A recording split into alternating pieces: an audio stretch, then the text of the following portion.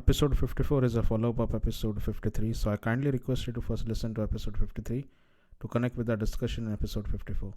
Thank you and enjoy this episode. Yeah, I think this is a fair perspective, I would say.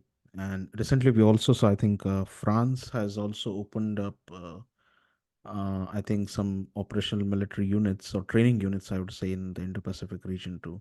So it'll be Mhm. interesting to see, of course, down the line how other European nations as well react to this situation. All would try to possibly cooperate alongside France in this region. Yes. Yeah. And proceeding ahead, we discussed about hybrid threats. To add a lens of technology, I would say now as we go deep into the conversation. So, how is NATO addressing the challenges posed by emerging technologies, including artificial intelligence, in the context of transatlantic security? Yes. So what NATO calls emerging and disruptive technologies are now clearly identified as, of course, both opportunities but also challenges, and it stands quite prominently in the latest strategic concept that I mentioned earlier. Um, Yet it is kind of a dilemma for NATO because these are mostly dual use technologies which have military applications, but not only. And so NATO itself doesn't have a regulatory power. The way to tackle with technologies or AI, for instance, are mainly national prerogatives, or can be carried out through the European Union when it has a mandate on this. And so what NATO can do is mostly agreeing on overarching principles that the countries can take and infuse in their own national processes, but it really cannot have a transformative impact. It's not a venue that define the national policies in these regards. So that doesn't prevent NATO from adopting policies or at least strategies regarding these technologies. For instance, regarding artificial intelligence, there is a dedicated strategy that was adopted in October 2021. So basically, it's about principles, trying to standardize processes, clarify what is expected from industries, from institutions, or for end users. And this strategy is, by the way, set to be updated, I think by next year, to update it and also take into account the generative artificial intelligence. But again, NATO doesn't really has the means to enforce policies in this regard. Interesting.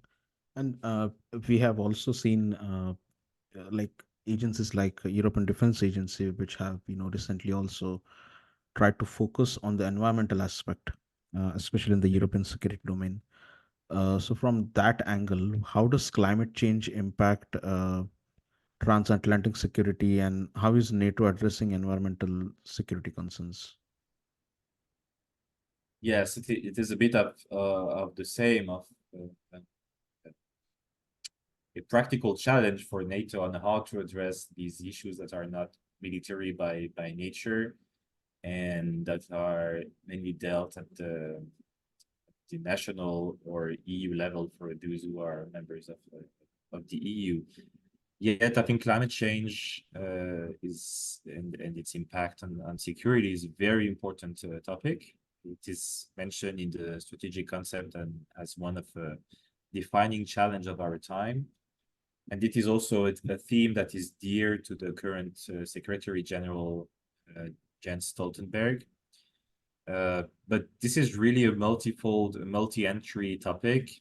So you can tackle it either through the angle of what is the strategic impact of climate change, such as, for instance, opening of new routes across the Arctic that Russia or China can use later on, or you can tackle it through the angle of how do you respond to uh, uh, climatic hazards such as earthquakes, volcanoes, eruptions, or floods, that kind of hazards.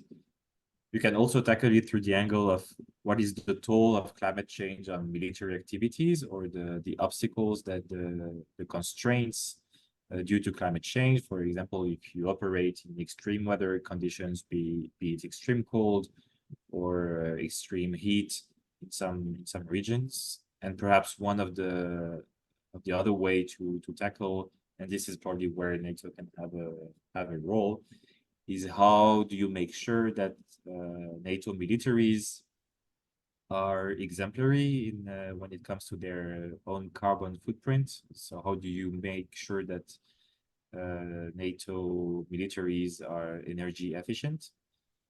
So this is one area where NATO can at least help to drive policies. And so NATO is actually taking some steps in this regard in addressing environmental security. It has, for instance, established the Center of Excellence on Climate Security Issues in Montreal, in Canada.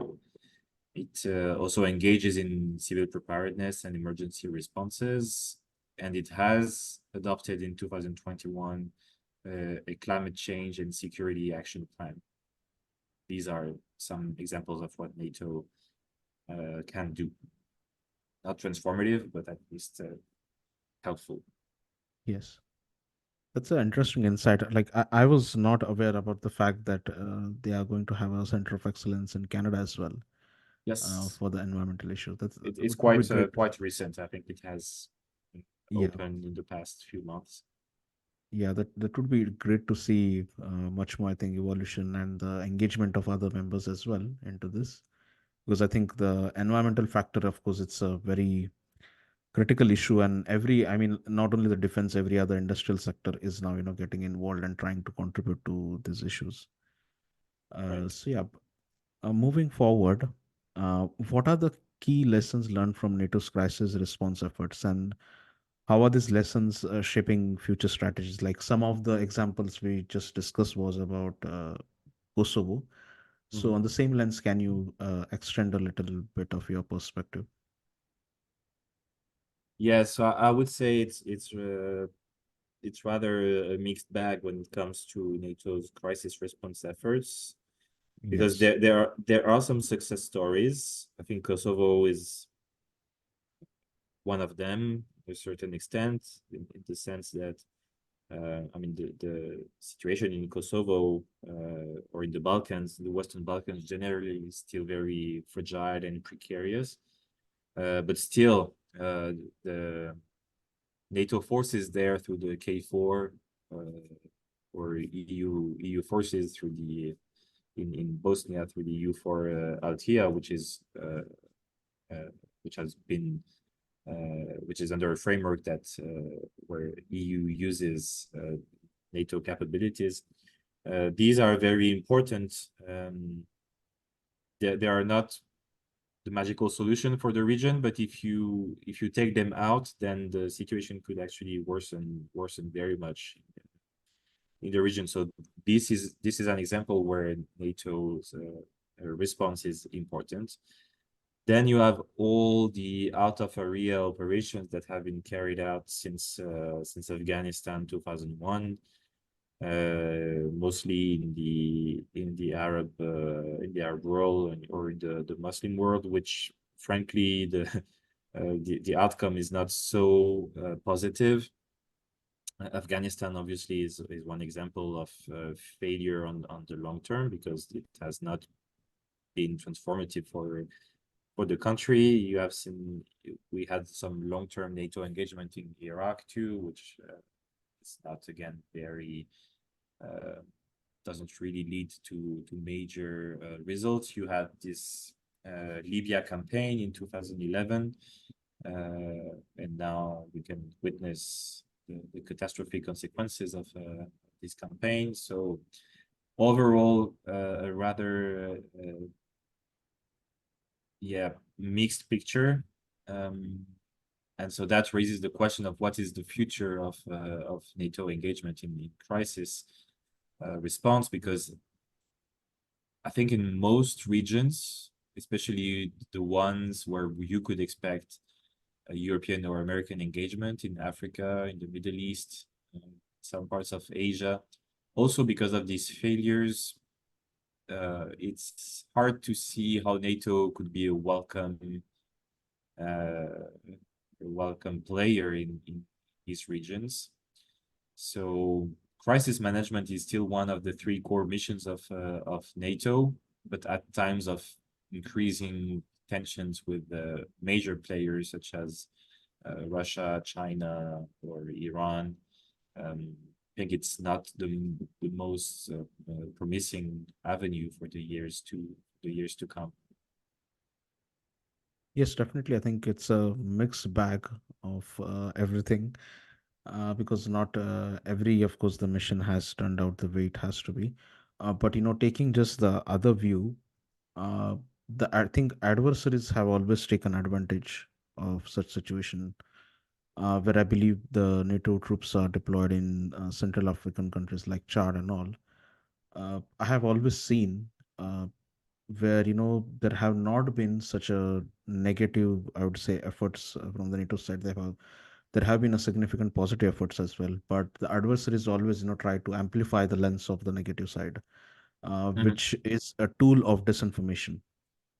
So, what role do disinformation warfare play in this security domain, and how is NATO countering these challenges, especially in a case where I would say adversaries are, I would say, trying to take advantage of the situations. Yes, this is also one of the topic that is uh, not really easy for a military institution, a military organization to tackle, because of course, as you mentioned, it has an impact on the ground, especially in theaters where there is a conflict. Uh, you mentioned Central African Republic, where France really has encountered massive propaganda, or in the Sahel, where there is no NATO engagement there, but these are grounds that are contested by Russia, and where Russia really uses at full its disinformation Yes. capacities. Uh, Closer to us, even in Europe, I mean, Russia's disinformation campaigns regarding Ukraine uh, also had some successes across NATO members. Um, but NATO, again, there is an issue of mandate and means to tackle these issues. NATO can only do some institutional communication, so exposing Russian lies, but it cannot really engage into uh, counter disinformation or counter hybrid operations. This can be carried out only at national level. So, and again on this topic, the European Union seems to be more equipped to face. It has created some toolboxes to fight disinformation. These are really topics that are more for the political sphere than for the military to tackle. Yes. So this is definitely a concern and a topic of interest for NATO, but in terms again of means, um, NATO is not really well equipped. Yes.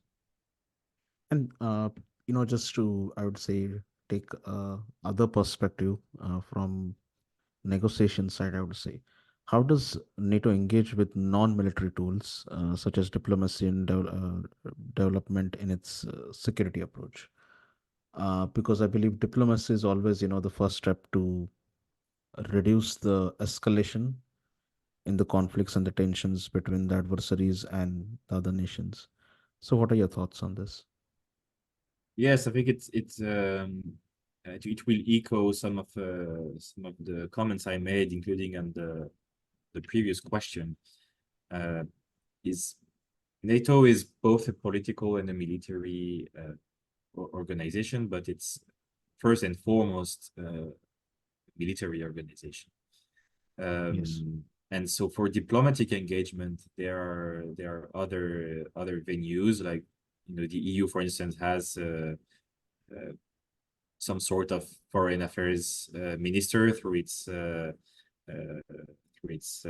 representative Josep Borrell, but NATO doesn't engage in diplomacy of that kind, trying to solve conflict through diplomacy. It has, of course, uh, the, the North Atlantic Council, where senior diplomats tackle all range of issues pertaining to transatlantic security and defense, and they come up with decisions on how to, for example, address the war in Ukraine.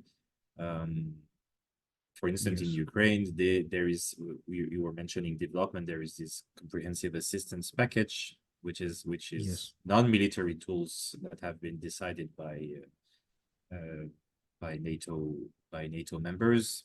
But again, we have to be clear that NATO is neither the European Union, neither the United Nations. Yes. This is not a crisis resolution venue.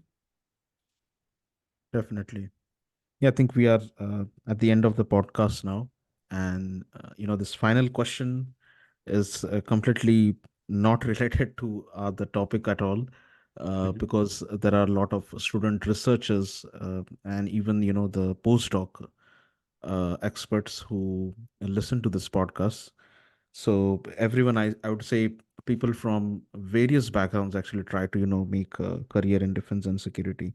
So, and I believe every expert that comes on this podcast has some anecdotes to provide to these stakeholders, students, and the researchers.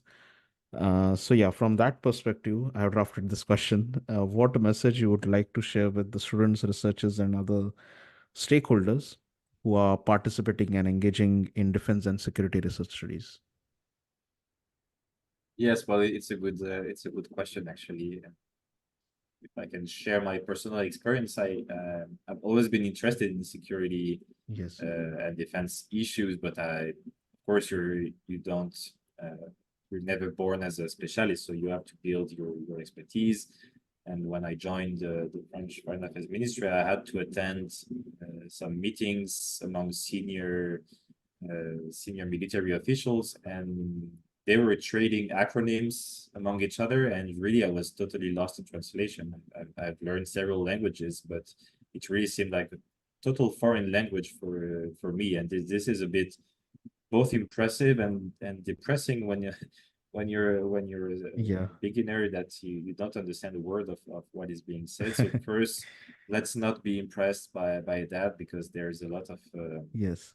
of rules and jargon, as we say in French. And so yeah, you have to pass that phase. And also, I think having different perspectives, from be it from different part of the world, or different themes of interest that are indirectly related to security and defense, are always important to enrich the debate, because sometimes you can feel when you approach people in NATO or in the ministries of defense, that even think tanks all around the world, there are some echo chambers or bubbles where people who know each other come with the same language, the same terms, and it's really important to have some fresh ideas coming from people with different backgrounds. I think this is one of the uh, key avenues for improvement for militaries, is to better integrate different perspective, both from different geographies, from different backgrounds. This only enriches the debate. So main the main message is, don't feel ashamed of your Yes. background if you're not exactly on the tracks that are expected from you. On the contrary, be always proud of the different perspectives that you can bring.